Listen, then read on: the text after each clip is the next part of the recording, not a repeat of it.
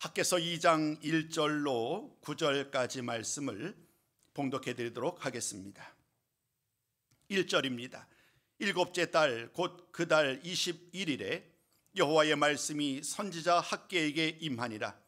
이르시되 너는 스알디엘의 아들 유다 총독 수룹바벨과 여호사닥의 아들 대제사장 여호수아와 남은 백성에게 말하여 이르라. 너희 가운데에 남아있는 자 중에서 이 성전의 이전 영광을 본 자가 누구냐? 이제 이것이 너에게 어떻게 보이느냐? 이것이 너희 눈에 보잘것없지 아니하냐? 그러나 여호와가 이르노라. 수룹바벨아 스스로 굳세게 할지어다. 여호사닥의 아들 대제사장 여호수아야 스스로 굳세게 할지어다. 여호와의 말이니라. 이 땅 모든 백성아 스스로 굳세게 하여 일할지어다. 내가 너희와 함께 하노라. 만군의 여호와의 말이니라. 너희가 애굽에서 나올 때에 내가 너희와 언약한 말과 나의 영이 계속하여 너희 가운데에 머물러 있나니 너희는 두려워하지 말지어다. 만군의 여호와가 이같이 말하노라. 조금 있으면 내가 하늘과 땅과 바다와 육지를 진동시킬 것이요 또한 모든 나라를 진동시킬 것이며 모든 나라의 보배가 이르리니 내가 이 성전의 영광이 충만하게 하리라. 만군의 여호와의 말이니라. 은도 내 것이요 금도 내 것이니라. 만군의 여호와의 말이니라. 이 성전의 나중 영광이 이전 영광보다 크리라. 만군의 여호와의 말이니라. 내가 이곳에 평강을 주리라. 만군의 여호와의 말이니라. 아멘. 오늘 말씀의 제목이 스스로 굳세게 할지어다입니다. 말씀 속에 담겨져 있는 그 모든 내용이 압축하여서 오늘 말씀 제목에 담겨져 있다라고 해도 과언이 아닐 것입니다. 우리 시간에 함께 이 제목을 함께 나누고 선포하면서 한번 외쳤으면 좋겠습니다. 우리 함께 읽습니다. 시작. 스스로 굳세게 할지어다. 우리 다시 한번 외쳐볼까요? 스스로 굳세게 할지어다. 오늘은 바벨론 포로에서 돌아온 그 20여 년 동안의 이스라엘의 역사를 설명하는 것으로 말씀을 좀 시작하고자 합니다. 주전 538년 바벨론에 포로되었던 이스라엘 백성들은 수룹바벨의 인도하에 부푼 꿈을 가지고 예루살렘으로 돌아오게 됩니다. 많은 기대와 소망이 있었을 것입니다. 그러나 모든 백성들에게 가장 큰 소망은 무너진 성전을 다시 세우는 일이었습니다. 하나님께서 학개 선지자를 통해 주셨던 말씀이기도 하고 그들 모든 백성들에게 성전에서 하나님께 예배를 드리는 것보다 더 귀한 것이 없음을 포로 생활 가운데 그들 모두 다 깨달았기 때문입니다. 그래서 그들 모두는 고향으로 돌아와서 성전을 건축하기 시작을 합니다. 폐허가 된 예루살렘과 성전을 다시 세우는 일은 결코 쉬운 일이 아니었지만 기쁨으로 성전 재건 사역을 시작할 수 있었습니다. 그 열성과 그 간절함과 그 충성과 헌신으로 말미암아 2년 뒤인 주전 536년에 성전의 기초를 완성할 수 있었습니다. 그러나 모든 것이 순탄한 것만은 아니었습니다. 이스라엘 백성들이 유대인들이 바벨론에 포로 잡혀있던 동안에 아수르, 바벨론 그 모든 지배 가운데 예루살렘은 이미 사마리아 사람들과 이방 족속들이 그곳을 차지하고 있었기 때문입니다. 시간이 지나서 유대인들이 돌아와서 성전을 세운다는 일이 그들에게는 결코 좋은 일이 아니었습니다. 그렇기 때문에 그 소식을 들었고 실제 성전의 터가 이제 기초를 닦게 되는 이런 모든 과정을 보면서 그들은 위협을 받습니다. 온갖 수단을 동원하여 성전 재건을 방해하고 결국 그들의 그런 방해가 어쩌면 이루어진 것 같아요. 왜냐하면 성전 재건이 중단되고 말았기 때문입니다. 에스라 말씀을 보면 성전 재건이 끝나고 그 일은 생각보다 오랜 동안 계속됩니다. 무려 16년이라는 긴 세월 동안 성전 세워지는 그 일이 멈춰진 채 기초만 세워진 채로 지나게 되었어요. 길을 돌아다 보면 건물이 올라가야 되었는데 그것이 올바로 진행되지 않아서 그냥 뼈대만 앙상이 있는 그런 아마 건물들을 보셨을 거예요. 16년이라는 세월이 결코 짧지 않은 시간이었기 때문에 이 세월 동안 성전은 기초만 세워진 채로 그렇게 시간이 흘러갔습니다. 그 시간 동안 성전을 세우고자 하는, 하나님께 거룩한 예배당을 세우고자 했던 그 이스라엘 백성들의 열망과 소망과 간절함 역시 식어지고 맙니다. 어느덧 성전을 세우는 일은 우선순위에서 밀려납니다. 나에게 성전을 세우는 일이 무엇이 그리 중요한가? 내가 고향으로 돌아왔으니 그저 내가 잘 살면 되지, 나의 집이 더 잘 살면 되지라는 그러한 소망들, 그러한 삶의 목적으로 점점 바뀌게 되는 거예요. 사실 16년이라는 세월은 짧지 않지요. 1년이라는 이 시간만 해도 우리는 많은 생각들이 바뀌잖아요. 처음 가졌던 생각들이 1년을 지나면서 올곧이 그 일을 마음에 품고 그 일을 감당하는 것은 사실은 쉽지 않아요. 하물며 16년이라는 세월이 얼마나 그들의 마음을 바뀌었을까. 그 모든 열망과 간절함은 다 사라진 채 그저 나의 집, 나의 가정이 잘 되는 것에만 소망을 두는 그러한 삶의 모습으로 뒤바뀐 지 오래입니다. 그런 과정 속에서 오늘 우리는 1장 4절 말씀을 통하여 그들이 얼마나 이제 공동체로 하나님의 성전을 세우는 일은 완전히 뒤로 밀린 채 나의 삶을, 우리 가정과 나의 집을 온전히 세우는 이 일에만 관심을 기울였는지를 깨닫게 됩니다. 그렇게 성전 재건이 멈추게 된 16년의 세월이 흘러간 주전 520년에 6월 1일이지요. 하나님의 말씀이 선지자 학개에게 임하게 된 거예요. 오늘 우리가 나누는 길지 않은 2장에 불과한 말씀입니다마는 이 말씀을 통하여 하나님은 이스라엘 백성들에게 강력한 메시지로 그들을 일깨우는 말씀을 선포하고 계세요. 한마디로 결론을 이야기하자면 성전을 건축하라는 거예요. 그 일을 시작하였는데 끝내지 못하고 16년째 제자리 걸음을 걷고 있는 이스라엘 백성들에게 성전을 건축하라라는 하나님의 말씀이 학개에게 주어진 거예요. 그리고 학개는 그 말씀을 그 당시에 지도자들인 유다 총독 스룹바벨 그리고 대제사장 여호수아에게 그 말을 전할 뿐만 아니라 모든 백성들에게 하나님께서 주셨던 말씀을 전하고 있습니다. 오늘 그 말씀을 그대로 전하고자 합니다. 하나님이 학개에게 주셨던 말씀, 이스라엘 백성들에게 지금 무엇을 해야 하는지 하나님 주셨던 그 말씀을 그대로 여러분께 전하며 그 말씀의 의미를 함께 좀 살펴보고자 합니다. 첫 번째 말씀입니다. 하나님은 이렇게 말씀하셨어요. 너희는 너희의 행위를 살피라. 너희는 너희의 행위를 살피라. 오늘 우리가 2장 1절 이하 9절까지 말씀을 읽습니다마는 1장 1절 이하 15절까지 말씀을 보면 왜 하나님이 이와 같은 말씀을 하실 수밖에 없었는가? 우리는 그 말씀을 통하여 충분히 이해할 수 있어요. 간략하게 지난 20여 년의 세월을 여러분께 말씀을 드렸잖아요. 그 말씀 속에서 그들은 처음 바벨론에서 고향으로 돌아왔을 때에 품었던 그 간절한 마음, 그 열망과 그 간절함과 소망이 사라진 지 오래예요. 그들은 그 하나님의 성전을 세우는 일에 대해서는 이제 완전히 삶의 우선순위에 뒤로 밀려났고 나의 집을 세우는 일에 열심을 냅니다. 1장 4절은 이렇게 말을 하죠. 판벽한 집에 거주하는 것. 판벽한 집을 우리 좀 쉬운 말로 얘기하면 잘 꾸며진 집이에요.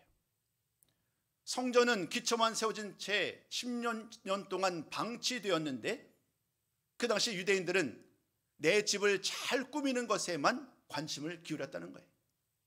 이 한마디 말씀으로 현재 이스라엘 백성들의 영적인 상황, 삶의 상황을 그대로 설명하는 말씀이 아닌가 싶습니다.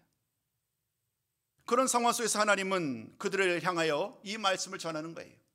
어찌 보면 너희는 너희의 행위를 살피라는 이 말씀은 책망의 말인 거지요. 공동체가 되어서 교회가 되어 하나가 되는 그러한 생각은 이미 오래 전에 사라졌고 모든 사람들이 개인주의에 빠져 있어요. 이기주의에 빠져 있어요. 그런 과정 속에서 비교하고 여러 가지 많은 말씀을 이야기하는 하나님의 말씀이 오늘 그들에게 선포된 거예요. 동일한 상황을 배경으로 하고 있는 에스라서에는 이 성전 건축과 관련하여서 왜 성전 건축이 멈추게 되었는가, 그 문제에 대해서 특별히 이방 민족들이 성전 재건을 방해하였기 때문이다라고 말을 해요.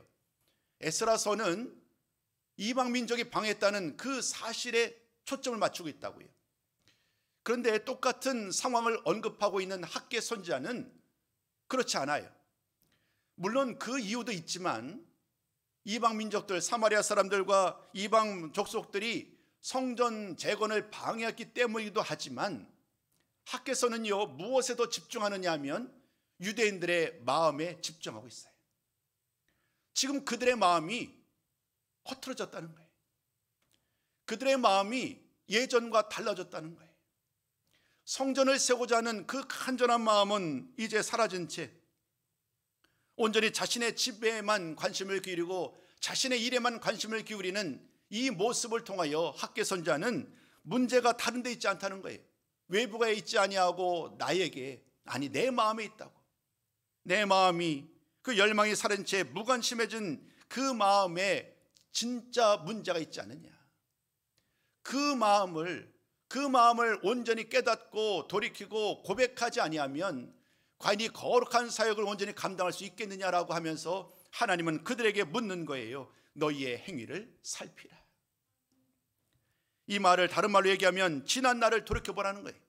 지난 16년 동안의 삶을 돌이켜보고, 아니 더 긴 세월의 삶을 돌이켜보면서 과연 여기까지 오늘까지 이르는 이 모든 과정 속에서 하나님이 어떻게 우리 가운데 역사하셨고 우리를 어떻게 인도하셨는지, 그에 비하여서 우리는 그 하나님의 은혜를 기억하며 마땅히 하나님께 영광을 돌려야 되는데 오늘 우리들의 삶은 어떠하였는지 스스로 돌아보라는 거예요. 하나님은 그런 말씀을 전하면서 그들을 향하여 이제 다시 한번 목표에, 우선순위에 다시 한번 집중하며 그 흐트러진, 왜곡된, 뒤바뀐 우선순위를 다시 한번 세우기를 원하시는 거예요. 하나님은 자신의 행위를 돌아보라고 말씀하신 이후에 다시 한번 그들에게 하나님이 원하시는 것이 무엇인지를 분명하게 말씀하죠. 성전을 세우는 일, 그 일을 온전히 감당하라는 거예요. 우리 한번 이 학개서 1장 8절 말씀을 직접 한번 읽어보시자고요. 하나님의 말씀을 여러분 같이 한번 읽어봅니다. 시작. 너희는 산에 올라가서 나무를 가져다가 성전을 건축하라.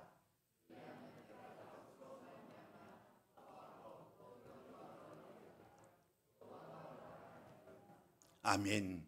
하나님이 말씀하시는 것은 이거예요. 성전을 건축하라는 거예요. 내 집을 완벽하게 세우는 것, 보기 좋게 아름답게 멋지게 꾸미는 것도 중요하지만 성전을 세우는 이 일이 왜 뒤로 미뤄져 있느냐는 거예요. 오늘 이 말씀을 보면 우리의 삶의 우선순위를 돌아보게 됩니다. 이스라엘 백성들을 향한 성전 건축의 이야기는 단순히 그들만을 위한 이야기가 아니라 오늘 나를 돌아보는 말씀이기도 하거든요. 오늘 나의 삶의 우선순위는 어떠한지, 성전을 건축하라는 일이 가장 중요한 이스라엘 백성들에게 주어진 첫 번째 우선순위요 삶의 목적인데 그들은 그 목적이, 그 우선순위가 뒤로 밀려난 거잖아요. 내가 완벽한 집을 세우고 그 집에서, 좋은 집에서 호의호식하는 것이 첫 번째 삶의 목적이 되고 말았기 때문에 이 말씀을 준비하면서 저는 이렇게 스스로 저에게도 또 여러분들과 함께 나눈 이 시간을 통해서도 이 질문을 드릴 수밖에 없습니다. 오늘 나의 삶의 우선순위, 첫 번째 우선순위는 무엇인가? 하나님을 위한, 하나님 나라를 위한, 하나님을 기쁘시게 위한 삶을 살고 계신, 아니면 나도 모르게 그 열망과 간절함과 소망은 점점점 식어진 채 이 세상에서의 성공과 세상에서의 기쁨과 안식을 위하여 살아가는 이 일이 나도 모르게 삶의 첫 번째 우선순위가 되고 있지는 않은가? 너희는 너희의 행위를 살피라라는 이 말씀을 통하여 우리는 이스라엘이 아닌 오늘 나를 향하여 이 질문을 물으시고 이에 대한 답을 하나님께 드려야 합니다. 그리고 현재 나의 위치를, 정확한 위치를 고백하며 삶의 우선순위를 다시 한번 세우는 복된 시간이 되었으면 좋겠습니다. 모든 일이 다 중요하지만 그러나 가장 중요한 일, 하나님의 나라, 마태복음 6장 33절 말씀을 인용하자면 너희는 먼저 그의 나라와 그의 의를 구하라는 이 말씀 그대로 하나님 나라를 위하여, 하나님 나라의 영광을 위하여 살아가는 모든 삶의 우선순위가 하나님 나라에 맞춰지는 이러한 복된 성도의 삶을 사시기를 주님의 이름으로 부탁을 드리겠습니다. 너희는 너희의 행위를 살피라는 말씀에 이어서 하나님은 또다시 두 번째 말씀을 주십니다. 큰 두 번째입니다. 하나님 이렇게 말씀하셨습니다. 스스로 굳세게 하여 일하라. 너희는 너희의 행위를 살피라라는 말씀이 책망의 말씀이라고 한다면 스스로 굳세게 하여 일하라라는 말씀은 격려의 말이에요. 하나님은 1장 말씀을 통하여서 이스라엘 백성들에게 성전을 건축하라라는 말씀을 전하셨고, 또 1장 14절 말씀 속에서 하나님은 하나님이 우리와 함께 하신다라고 그들을 위로하였어요. 나와 함께 하시는 하나님, 그 하나님이 우리로 하여금 성전을 건축하라는 말씀을 들으니까 이스라엘 백성들이 다시금 힘을 내는 거예요. 그래서 16년 동안 멈춰졌던 그 성전 재건 공사가 주전 520년 6월 24일에 다시금 시작을 하게 됩니다. 다시금 새 마음을 가지고 성전 재건 사업이 시작이 된 거예요. 그렇게 시간이 또다시 흘러갑니다. 약 1개월이 지나가죠. 주전 520년 7월 21일이 되었을 때에 하나님의 말씀이 또다시 선지자 학개에게 임한 거예요. 오늘 우리가 나누는 2장 말씀은 바로 그때에 주셨던 하나님의 말씀이에요. 다시금 성전을 세우기 시작한 지 한 달이 지났고 바로 그때에 하나님은 학개를 통하여 이스라엘 백성들에게 이와 같이 말씀하시는 거예요. 스스로 굳세게 하여 일하라. 이 말씀을 좀 더 구분하여 설명을 드리자면 두 가지로 구분할 수 있는데, 첫 번째, 스스로 굳세게 하라는 거예요. 스스로 굳세게 하라는 이 말씀이 하나님께로부터 주어진 이유가 있습니다. 그 이유는 뭐냐면 지금 성전의 기초를 세우고 새롭게 성전을 세우기 위해서 이제 한 걸음을 내디뎠잖아요. 그런데 그들 가운데 여전히 불평하는 사람이 있어요. 뭔가 일이 시작되지도 않았는데, 완성되지도 않았는데 열등감과 패배의식에 사로잡힌 사람들이 있었단 말이에요. 오늘 본문 말씀을 쭉 읽어드렸습니다마는 2장 1절이야 4절까지 말씀 한번 여러분 보시지요. 그 말씀 속에서 어떤 일들이 일어나느냐 하면 옛날 과거에 지어졌던 솔로몬 성전을 기억했던, 아마도 나이가 좀 계신 분이겠지요. 솔로몬 성전의 그 크고 광대하고 휘황찬란한 솔로몬 성전의 모습을 기억했던 사람들이 있었어요. 그 솔로몬 성전의 비유에 보면 지금 이들이 성전의 터를 잡고 기초를 세웠던 이 성전의 모습은 지극히 작고 보잘것이 없어요. 그러니까 그들은 어떻게 생각하느냐 하면 그 옛날 솔로몬의 영광, 솔로몬 성전의 그 크기에 압도된 채 지금 우리가 세운 이 일이 무슨 유익이 있겠는가? 그토록 큰 성전도 무너졌는데 이 작은 성전을 세워서 우리에게 무슨 도움이 되겠느냐? 이런 마음의 생각들이 그들의 마음을 사로잡은 거예요. 불평과 불만이 있으면, 열등감이 사로잡힌다면 과연 그 일이 얼마나 온전히 이루어질 수 있을까요? 하나님은 누구보다도 이 상황을 잘 알고 있었습니다.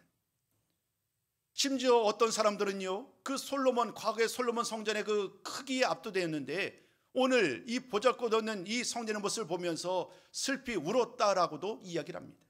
현실이 너무 보잘것없다는 거예요. 이런 것에서 하나님은 그들을 향해 말을 합니다. 그들의 그런 생각이 얼마나 그릇된 생각인지 하나님은 스스로 굳세게 하라는 이 말씀을 통하여 그들을 일깨우는 거예요. 여러분, 성전이 무엇인가요? 예배당이 무엇인가요?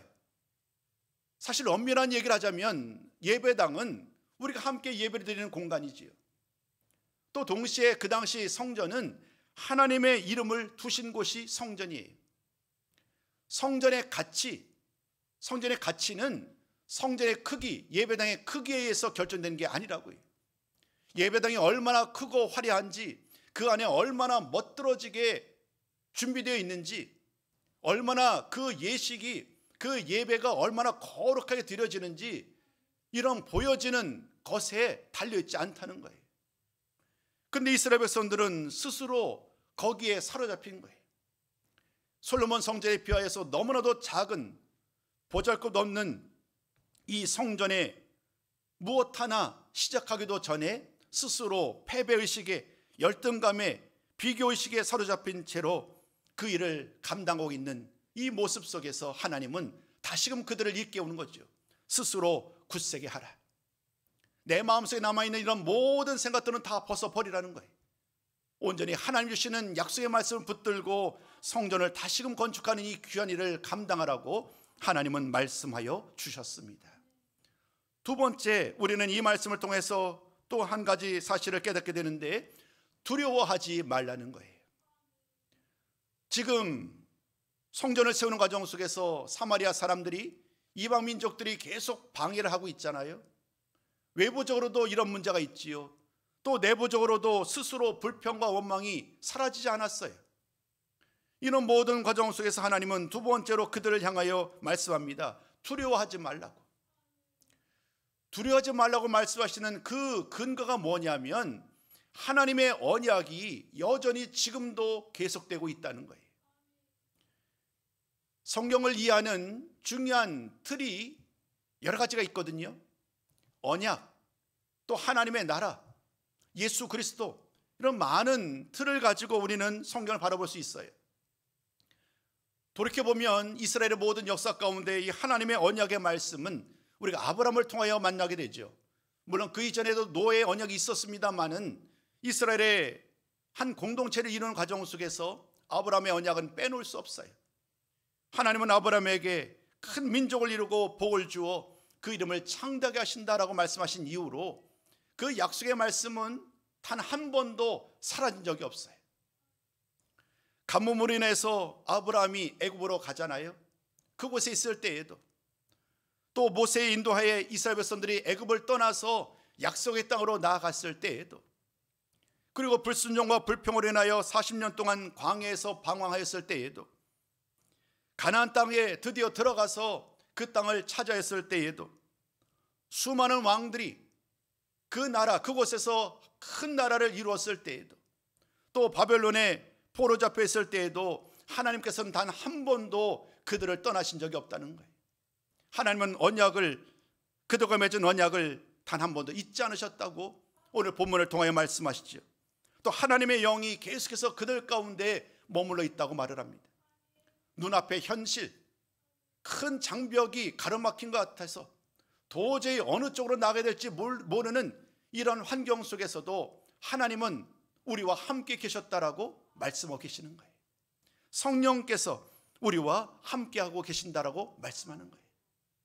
눈앞에 대적들이 아니라 우리와 함께 하시는 하나님을 바라보라고, 이제는 두려워하지 말고 능력의 하나님을 바라보라고 오늘 말씀하고 계시는 거예요. 이 두려워하지 말라는 말씀은요, 오늘 학계를 통하여 이스라엘 백성들, 그날을 살고 있는 이스라엘 백성들에게만 주신 말씀이 아니잖아요. 성경을 읽다 보면 수많은 곳에서 하나님은 이스라엘 백성들에게 언제나 이와 같이 말씀하셨어요. 두려워하지 말라고요. 우리 한번 그 중에서 가장 대표적인 두 구절 말씀만 좀 나누려고 그래요. 여호수아서 1장 9절과 이사야서 41장 10절 말씀을 함께 읽도록 합니다. 자, 시작. 강하고 담대하라. 두려워하지 말며 놀라지 말라. 내가 어디로 가든지 내 하나님 여호와가 너와 함께 하느니라. 두려워하지 말라. 내가 너와 함께 합니다. 놀라지 말라. 나는 내 하나님이 됩니다. 내가 너를 굳세게 하리라. 참으로 너를 도와주리라. 참으로 너의 의로운 오른손으로 너를 붙들리라. 아멘. 시대는 다르고 이 말씀을 듣는 대상도 다르지만 하나님은 언제나 신실하신 분인 거예요. 하나님은 언제나 이스라엘 백성들을 향하여 강하고 담대하라고, 두려워하지 말라고 말씀하고 계시고, 그 하나님은 오늘도 저와 여러분 우리들에게 강하고 담대하라고, 두려워하지 말라고 말씀하고 계신 줄로 믿습니다.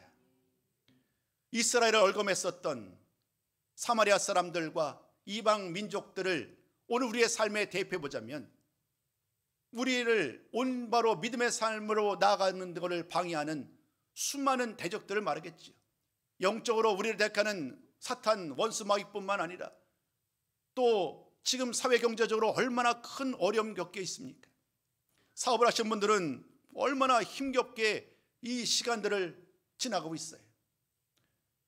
환율이 여러 가지 우리를 얽어매고, 또 여러 가지 환경 자체가 너무나 빠르게 변화되고 있잖아요. 최근에 챗봇이라고 상호 간에 의사소통하면서 내가 필요한 것들을 끄집어내는 단순한 검색도가 넘어서 훨씬 더 차원이 높은 그런 도구들을 제공받을 수 있는 그러한 시대가 또 새롭게 열렸잖아요. 너무나 빠르게 바뀌는 이 상황 속에서 우리는 이 시대를 온전히 감당할 수 없어요. 환경 자체가 여전히 우리를 힘겹게 하고, 어찌 보면 앞으로 더 어렵게 우리의 환경이 우리를 위협할지도 모르겠어요. 오늘 본문은 그 상황 속에서 하나님을 바라보라고 말씀하시는 거지요. 환경, 우리를 위협사는, 우리를 어렵게 하는 이 환경이 아닌 우리와 함께 하시는 그 하나님을 바라볼 때에, 강하고 담대한 마음을 가지고 나아갈 때에 하나님께서 우리를 통하여 일하심을 오늘 본문은 우리에게 말씀하고 계시는 줄로 믿습니다. 저와 여러분 우리들에게도 동일한 은혜가 있기를 주님의 이름으로 소망합니다. 큰 세 번째 말씀을 전하고자 합니다. 하나님은 또 이렇게 말씀하셨습니다. 이 성전의 영광이 충만하게 하리라. 첫 번째 말씀이 책망의 말씀이었고, 두 번째 말씀이 격려의 말씀이라고 했다면, 이 세 번째 말씀은 약속의 말씀이에요. 약속의 말씀이 우리에게 주어진 거예요. 스스로 굳세게 하라고 하는 이 말씀 속에서 하나님은 오늘 7절과 8절 말씀을 통하여 이렇게 말씀하셨거든요. 내가 이 성전의 영광이 충만하게 하리라. 9절, 이 성전의 나중 영광이 이전 영광보다 크리라. 이 말씀을 통해 하나님은 이 성전을 통하여 그토록 보잘것없는, 현재 이 성전의 모습을 보면서 슬피 울어왔던, 불평하며 낙심하였던 이스라엘 백성들에게 이 성전의 나중 영광이 솔로몬 성전의 영광보다 더 클 것이다라고 하나님은 약속하셨다는 거예요. 그 약속의 말씀을 붙들었기 때문인지 모르겠습니다만은 4년이 지난 다음에 드디어 이 성전이 완공되게 됐지요. 하나님께서 말씀하셨던 그 명령을 따라 이스라엘 백성들은 성전, 스룹바벨 성전이라는 이름의 이 성전을 세우고 봉헌하게 됩니다. 주전 516년 3월 12일이에요. 20여 년의 긴 장정의 끝을 맞이하고 4년 동안 다시금 끊어졌던 성전을 세우는 과정 속에서 4년 만에, 약 4년 만에 성전을 다시 세울 수 있었죠. 그런데 오늘 질문은 여기서부터 시작됩니다. 이것이 끝이냐라는 거예요. 건물이 중요하지 않다고 분명히 말씀드렸죠.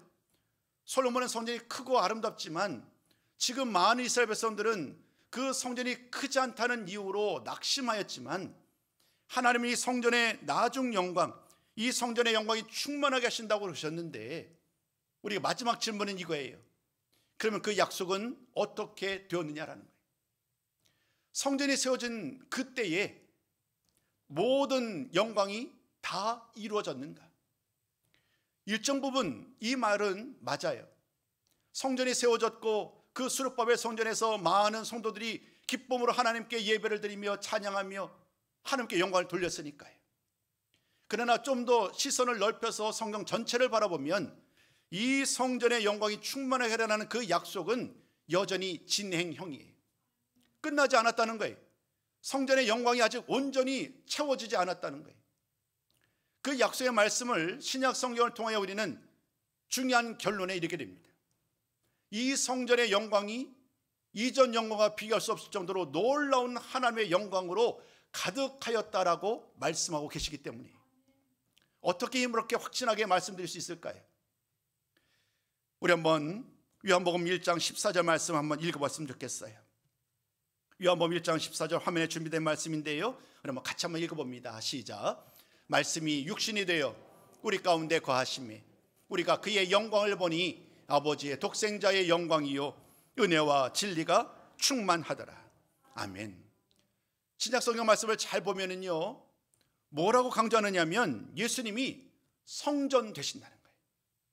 예수님 친히, 예수님의 몸이 성전이시고 우리 모두는 예수님을 머리로 하는 그 성전의 지체로 함께하고 있다는 거예요. 결국 이 성전의 영광이 가득하게 된다는 이 약속의 말씀은 스룹바벨 성전이 아닌, 헤롯 성전이 아닌 예수 그리스도를 통하여 온전히 이루어진 줄로 믿습니다. 예수님이 이 세상에 오셨고 예수님이 이 세상에 오셔서 하나님의 말씀을 따라 온전히 믿음으로 나아가는, 선포하는 그 복음 가운데, 예수님의 모든 삶의 정 가운데 하나님의 영광이 가득하게 되었음을 성경은 일관되게 강조하고 있어요. 예수님과 더불어 함께하는 것, 예수님과 더불어 동행하는 것, 이것이야말로 진정한 영광을 누리는 우리 모든 성도의 삶인 줄로 믿습니다. 짤막한 시간이지만 여러분들에게 책망의 말도 또 격려의 말도 약속의 말도 함께 나누었어요. 오늘 우리가 붙잡아야 될 이 약속의 말씀, 예수 안에 진정한 영광, 예수님 안에 진정한 기쁨이 있다는 사실을 잊지 않으셨으면 좋겠어요. 히브리서 12장 28절에 이렇게 말을 합니다. 우리가 흔들리지 않는 나라를 받았은즉 은혜를 받자. 5절 이하의 말씀을 쭉 보다 보면 하나님이 말씀하셨거든요. 조금 있으면 내가 하늘과 땅과 바다와 육지를 진동시킬 것이다 라고. 수많은 대적들을 다 물리칠 것이라고 말씀했는데, 그 모든 대적들을 다 물리친 다음에 하나님이 굳건한 나라를, 흔들리지 않는 나라를 세우셨는데, 그 나라가 예수님이 세우신 나라, 교회라는 거예요. 오늘 저와 여러분, 우리들이 이 성전에 가득한 영광을 온전히 누리기 위하여 우리가 해야 할 일은 바로 주님 앞에 나오는 일인 줄로 믿습니다. 오늘 나눴던 말씀의 내용들을 한번 요약해 보려고 그래요. 성전을 세우는 일은 무엇보다도 중요한 일입니다마는 말씀을 쭉 살펴본 결과 우리에게 성전을 세우는 일은 다름 아닌 우리의 마음을 하나님께로 향하고 우리의 모든 삶의 우선순위를 하나님께 맞추는 것임을 살펴보았어요. 오늘 나를 돌아보았어요. 우리들의 삶을 돌아보았어요. 잘못된, 뒤죽박죽된 우리의 삶의 우선순위를 다시금 올바로 세워야 한다고 말씀을 드렸어요. 그리고 동시에 하나님께서 우리와 함께 하신다는 이 약속의 말씀을 붙들고 우리 주변을 쌓고 있는 영적인 대적들, 아니면 환경의 문제들, 이런 모든 것들 때문에 낙심하고 두려워하고 불평하지 말고 하나님을 바라보라고, 우리 함께 하시는 하나님을 바라보라고 오늘도 말씀을 드렸지요.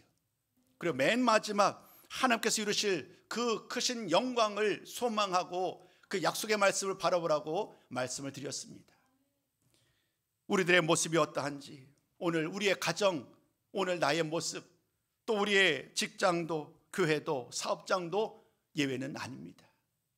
오늘 저와 여러분이 나눴던 이 말씀을 다시 한번 기억하시고 스스로 오늘 내가 가정 가운데 어떻게 살아왔는지, 오늘 내가 사업을 어떤 모습으로 어떤 우선순위로 이끌어 왔는지, 우리 교회와 우리 가정은 또한 어떠한지, 이 모든 말씀을 스스로 질문을 던지고 때로는 책망으로 때로는 격려로 이 약속의 말씀을 붙들고 나아가는 우리 모든 성도가 되셨으면 좋겠습니다.